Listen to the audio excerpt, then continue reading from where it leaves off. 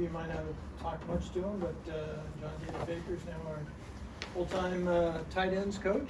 So JD, if you can maybe just talk a little bit about that process and getting ready for spring ball, and we'll do some questions. Right. Yeah, just I couldn't be more fired up to be part of the full-time staff now, getting the opportunity to work closely with our tight ends and just watch them through the off season. Just excited to watch them improve this spring. This is your first full-time job. What was that call like when you got that news? I was back home in Texas, and so Coach Elton called me up and just said he had an opportunity for me, man. And I was fired up. It's what you work for. Long hours. There's a lot of time where you kind of sit and wonder, like, is this really happening? Is it going to happen? And it finally does. So, I couldn't be more grateful to Coach Elton and Coach Harrell just for their belief in me, and excited to get going. How are you trying to just develop your own rhythm as a position coach? Really, it's just be yourself. Don't change. You got to this point by being you and being who you are as a person, and to me, that all starts and finishes with relationships. Developing relationships with our tight ends, with every player on our team, offense and defense. Just be the same guy. Don't change. That's what's gotten you to this point. Obviously, tight end didn't play a huge role in terms of catching passes last year. Do you foresee that maybe growing, or do you feel like you guys have settled into what the tight end does? No, I think if you followed the offense, especially like our last year at North Texas, you got to see our tight end there. He played probably 85% of the snaps, and he was heavily involved in our passing game as well. We tell our guys, not only our tight ends, our receivers, running backs, in one of our first meetings, we always tell them, like, if you want to play, you have to prove to us that you make the unit better. And that goes for my guys as well. If they want to be more involved in the passing game, they got to show that they bring value to that. I think we got to a point last year to where we felt like we were a better offense with 4 true receivers on the field, so that's what we did. Until one of our guys steps up and shows that he can play 80-95% of the snaps, that's what we're going to do. And so my job is to work to get those guys to that point, because that's what we'd like to do. We'd like to stay in 11 personnel as much as possible, so we got to get to that point. How much of that was related to health, though? A little bit. We got banged up as a team, but really, I think it was just like I said. Who makes us best as an offense, and at that point in time, really felt like having 4 wide, 10 personnel on the field was our best option. Have you put on any film of Daniel Matterbaby from a couple of years ago? What do you think when you look at some of the stuff he was able to do? Right. To be honest with you, I haven't. He and I have had several meetings, just talking to one another, just getting to know each other as a person, because I don't want to get out there on that first day of spring ball and start coaching him, and he has no idea who I am as a person. So he and I, we've obviously talked X's and O's, but watching him as a player, that really didn't matter to me. I wanted him to have a good feeling for me of who I was, and I wanted to know who he was. That way, whenever I'm out there and I'm coaching him, he's not getting coached by some stranger. He's a pretty impressive dude. Is there an element that he brings to the room that maybe was missing last year? Yeah, to be honest with you, he's got a level of maturity that you don't normally find in a college-age student. But he is a mature dude, and I think he's going to bring a level of leadership to our guys, and that's kind of the unique thing about our room right now. We've got 3 seniors with Daniel and Josh and Eric. So we've got some leadership in there, but I think he's gonna add kind of a different element, to be honest with you. You guys brought a lot of. Status of his health? He's good. He's good. You guys, offensive coaches, brought a lot of energy last year to the football program. Sensing a lot of energy from these new defensive hires. Are you guys feeling that as well? Absolutely. You should walk in that office every morning. They got music blaring. They're ready to go. So to me, the thing when you start making people better, you start getting really good competition. I think we're gonna have really good competition in the spring. You add what we brought to the table last year and then bring it this year. I'm excited to see kind of how our 2 units go at each other, but also grow as a team, more importantly. How would you describe your relationship with Harold? We're about as close as brothers as you can get without actually being brothers. We've known each other for a long time. The cool thing about us was our relationship was forged as a friendship before it was as colleagues. So we have a lot of trust in each other, and we're pretty close. We talked to him about this offseason and just the steady stream of offers that he had to deal with. How often was he consulting with you and getting your advice, and what was it like seeing him go through that process? We consult quite a bit about that kind of stuff. Like I said, we were friends before we were ever colleagues, and so he has a close-knit circle of people that he trusts. So when he goes through that stuff, he is he's very analytical in how he thinks about things. He tries to see things from every angle, and he was blessed with a lot of different offers. And when he sat down and looked at it, he thought this was the best one, and he didn't want to leave. His family's happy.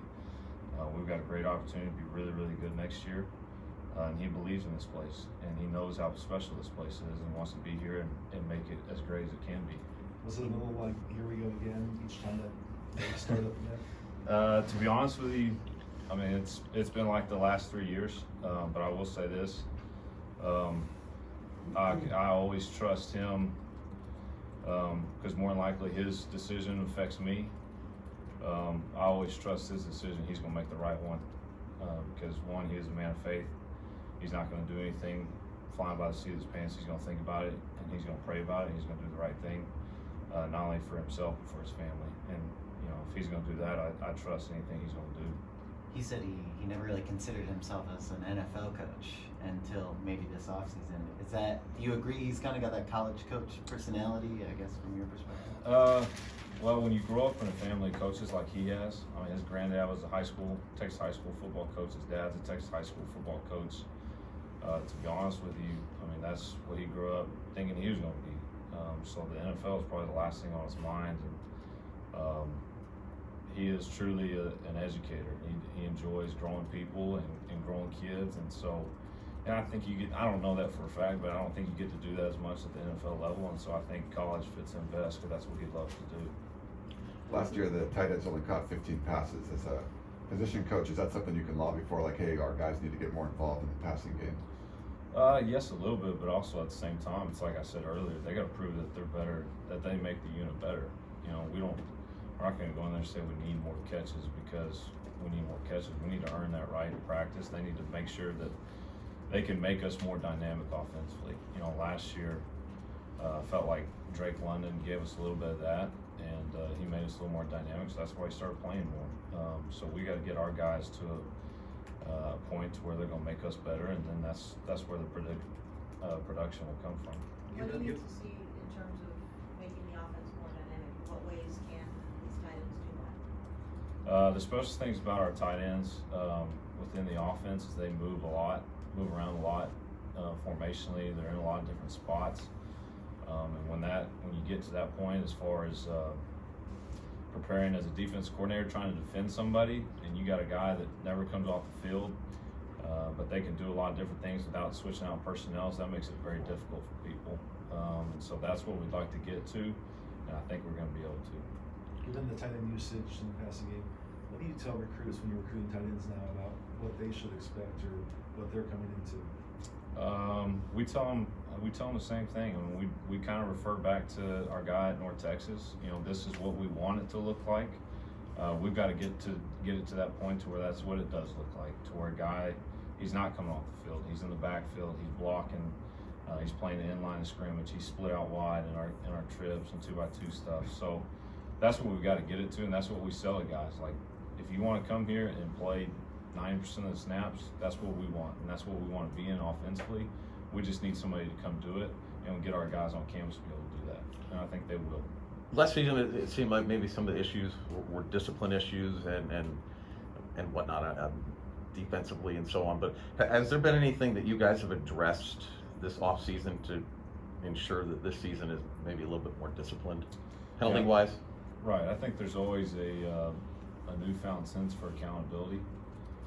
I think our strength staff and I think ours as a coaching staff has done that. But any great team, the difference between a good and a great team is not it's when the coaching staff has to stop holding the team accountable, and when they start doing themselves. And I think we're getting to a point to where we've developed some leaders on this team that I think are starting to hold kids accountable. And I think that's where we'll make the biggest jump, because we can preach it until we're blue in the face, but until our kids start doing it, that's when you're gonna see the biggest difference. You able to share any names of guys that? I'll keep it in-house. Okay. Going back to your friendship with Graham, what was kind of the origin? What was the first time when you guys really clicked? So Graham and his younger brother Clark and I played together at Abilene Christian, and when Graham was still in the NFL, he used to spend his off seasons down in Abilene, Texas, and he and I just started hanging out. To be honest with you, when we hang out in Abilene, Texas, there wasn't much to do, so we drive around town, and that's about it. That's about the extent of how it got started. Did you have coaching aspirations, and even though that wasn't the nature of your relationship, did you all talk about that stuff? Yeah, I mean, I always wanted to coach. That's what I knew I wanted to do. Honestly, I wanted to coach high school football, and that was always my goal.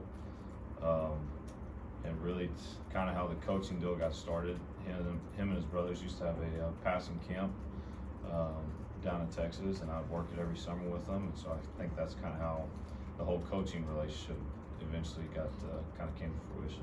What was his pitch to you when he brought you here initially last year? You know, really, when the whole thing got started, you know, he asked me what I thought about it and had me kind of look at it, and I was like, man, you know, I don't know what happened the year before, but I know they're really talented. And I think they would fit what we do really well. And you've turned down a lot of situations. I think this might be the one you might want to really consider. And you know, once he came here and got a feel for Coach Helton and for this place, I think it was a no-brainer for him. Both you and Daryl have mentioned the jump that this offense makes in its second season. Why, in your opinion, is that happening? Really for two reasons. I think it's a continued buy-in from our players as far as understanding the simplicity of it. You know, most times for an offense, when they come in from year one to year two, I think they get a whole new install of stuff they didn't even do the year before. You know, when our guys show back up for spring ball, it's about to be the same stuff we did last year. Like, nothing's going to change. But to me, the biggest difference of why the jump is from year one to year two, it's the second year in the system for the quarterback. And when he gets really comfortable and he starts understanding kind of the freedoms within the offense, because it is so simple, that's where the biggest jump is. And if you look at it, for us at North Texas, you know, we got to play Mason Fine as a freshman. His biggest jump was from year one to year two. He kind of got to take his licks and his wounds, just like Keaton did a little bit last year, and made a huge jump. And so that's, to me, that's the biggest thing, is that quarterback gets a whole nother year in the system, and he makes the biggest jump, and it elevates everybody around him. What was the process for you to feel comfortable coaching tight ends, and I feel like you had a mastery of what you needed to teach at that position? To be honest with you, working closely with Graham, you don't necessarily prepare yourself as a quarterback coach, you prepare as an offense coordinator. And just like kind of like the quarterback of the offense, you better know everybody's job. And so working closely with him, you know, I've honestly prepared to be a coordinator, be an offensive coordinator. And so I've known the job of everybody on the field. So to me, it's an easy transition. What's probably the biggest difference for you becoming a full-time staff member? Did your mentality change or anything besides just the on-field coaching aspect of it? No, to be honest with you. I mean, it's still the same thing. Doesn't matter if I'm a GA, QC, or full-time position coach. Your job is to create relationships with these kids, whether it's recruits, whether it's our players on campus. You got to build relationships with these kids. They got to trust you, and then you got to coach the heck out of them and push them as hard as you possibly can. But you can't do that unless they know that you love them. And so my mentality hasn't changed. That's kind of been my whole deal. That's why I got into this. You know, I love building relationships with people. And so nothing changes for me. Any story behind the name John David? One of the most famous. No, it's my granddad's, my great granddad's name. Not John David Crow or No. Great High School. No. Okay. How do you address people that, since you've been close to Ram, a lot of people wonder whether the air raid offense can actually win a national championship. How do you, what's your perspective on why that, you could win a national championship in the area? Cause it's been done before. The OU Sooners in 2001. Mike Leach was the offensive coordinator there before there, and it can be done. And I think there's I think what our offense does and what it is, it's got the perfect balance of, yes, it has an air raid basis as far as our passing game goes, but we believe in running football. And I think that's kind of where the difference is, and kind of what that thought is, that it can't be done, but it can be. How involved are you with how involved are you with evaluating, helping evaluate other positions other than the tight end? Are you guys work together as a staff? Right. So we sit down a lot as a staff when we evaluate every position. We've gone through every spot on offense, and we watched it as a staff, created guys, identify who our dudes are, and we go after them. Good. Great. Thank you. Thank you.